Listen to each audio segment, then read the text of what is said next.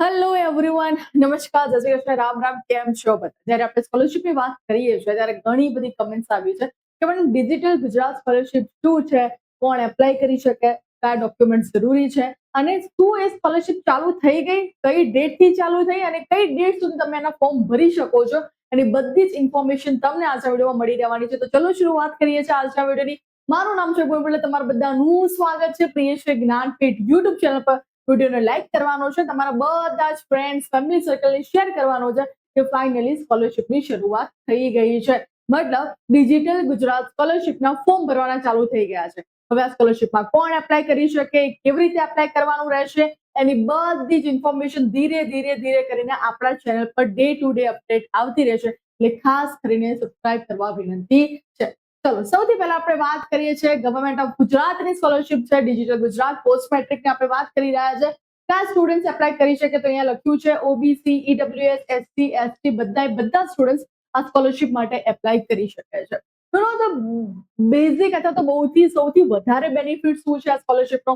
Fresh application તો કરી શકો છો, મતલબ નવા સ્ટુડન્ટ્સ તો કરશે જ એપ્લિકેશન, પણ એની સાથે સાથે જે સ્ટુડન્ટ્સે ઓલરેડી આ સ્કોલરશિપનો એકવાર ફાયદો ઉઠાવ્યો છે એ પણ બીજી વાત રિન્યુ પણ કરી શકે છે. એટલે સમજી શકો છો કે ભાઈ આ સ્કોલરશિપ તમારા માટે કેટલી બધી બેનિફિશિયલ રહેવાની છે. કોલેજના ફર્સ્ટ યરમાં તો that's good, well and good મળે છે, પણ સેકન્ડ થર્ડ યરમાં પણ તમે કન્ટિન્યુ કરી શકો છો.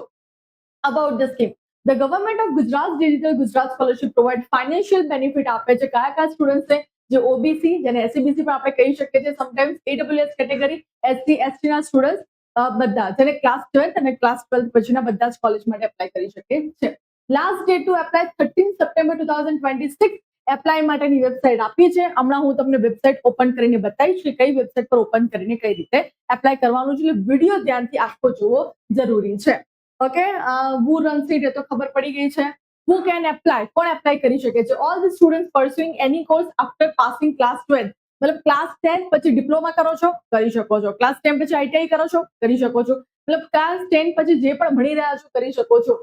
Students currently studying in class 11 or 12, 11 12 10 પછીનો કોર્સ 11 12 પણ થઈ શકે છે ને, તો એ સ્ટુડન્ટ્સ પણ એપ્લાય કરી શકે છે. ચાહે સાયન્સ કરતા હોય, કોમર્સ કરતા હોય, આર્ટ્સ કરતા હોય, બધા એપ્લાય કરી શકે છે.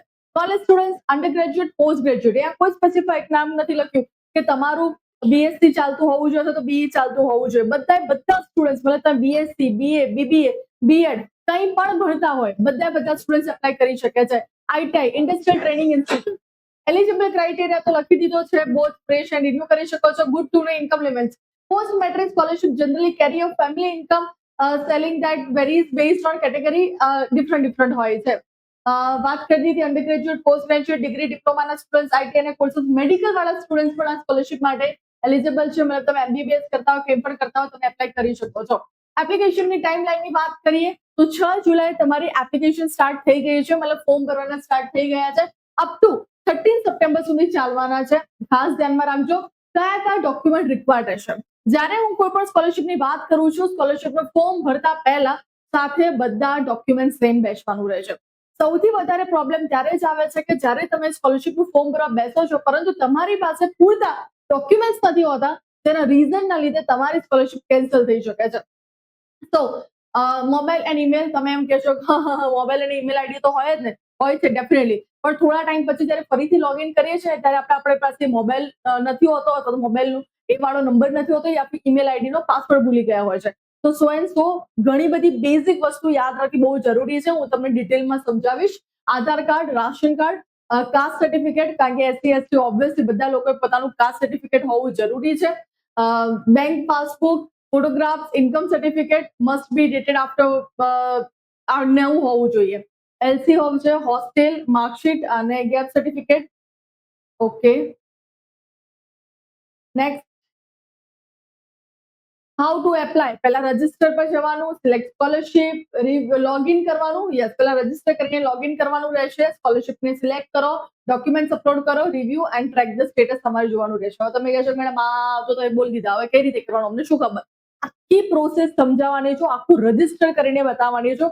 મારી પાસે એક સ્ટુડન્ટ છે, તેને એપ્લાય કરવાનું છે, એનું 1 by 1 ડિટેલ્સ હું આપતી જઈશ અને તમને હું આખો વિડીયો બનાવીશ જેથી તમે એ રીતે તમારે ફોર્મ ભરવાનું રહેશે.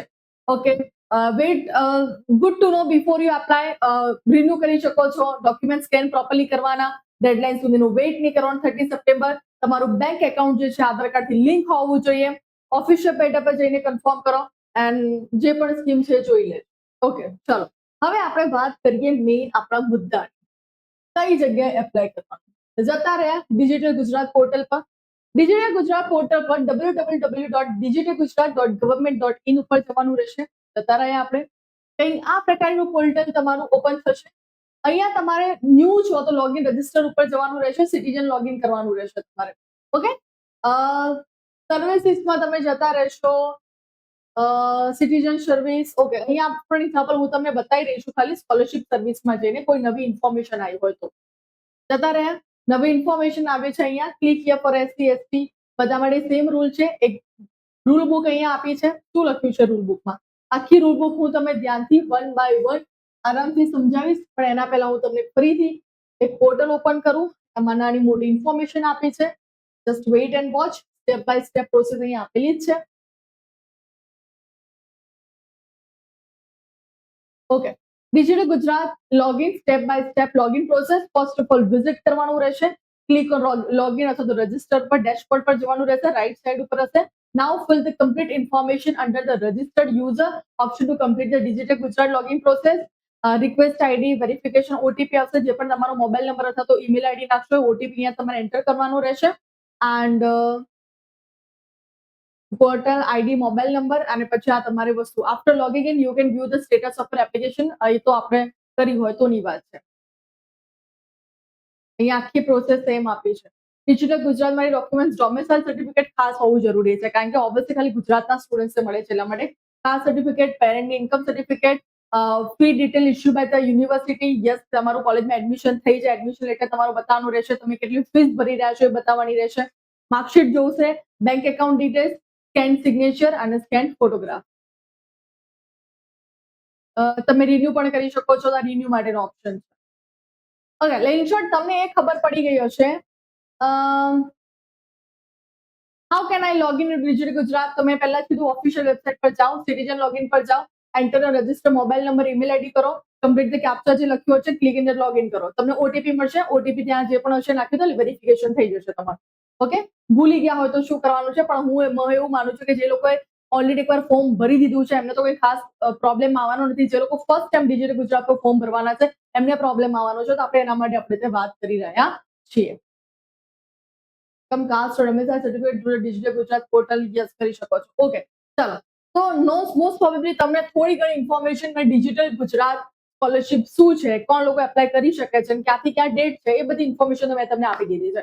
તમારે મને કમેન્ટમાં એ કહેવાનું છે કે મેડમ તમે મને આખો વિડીયો બનાવીને મોકલો. મતલબ લોગિન થી કરીને કોઈ પણ સ્કોલરશિપમાં જઈને એપ્લાય કરીને પર્સનલ ઇન્ફોર્મેશન અગર ડેટા છે તો એમાં કઈ વસ્તુ ક્યાં કઈ રીતે મૂકવાની એ આખો વિડીયો હું તમને બનાવીશ જો તમે આ વિડીયોને સારો એવો પ્રેમ આપ્યો તો. કારણ કે ઓબ્વિયસલી એ વિડીયો બનાવવા માટે ઘણી મહેનત જશે, કારણ કે એમાં બધી ડિટેલ્સ મારે લેવી પડશે, બધી ડોક્યુમેન્ટ્સ અપલોડ કરવા પડશે. તો definitely it will take a time. તો સ્ટુડન્ટ્સ તમારો સપોર્ટ જોઈએ છે અને I will make a definitely full video for you digital Gujarat scholarship. વિડીયોને પ્રેમ આપજો, ચેનલને પ્રેમ આપજો, સબસ્ક્રાઇબ કરી દેજો અને બધા ફ્રેન્ડ સાથે શેર કરજો. Take care. દોસ્તો જય શ્રી કૃષ્ણ. રામ રામ.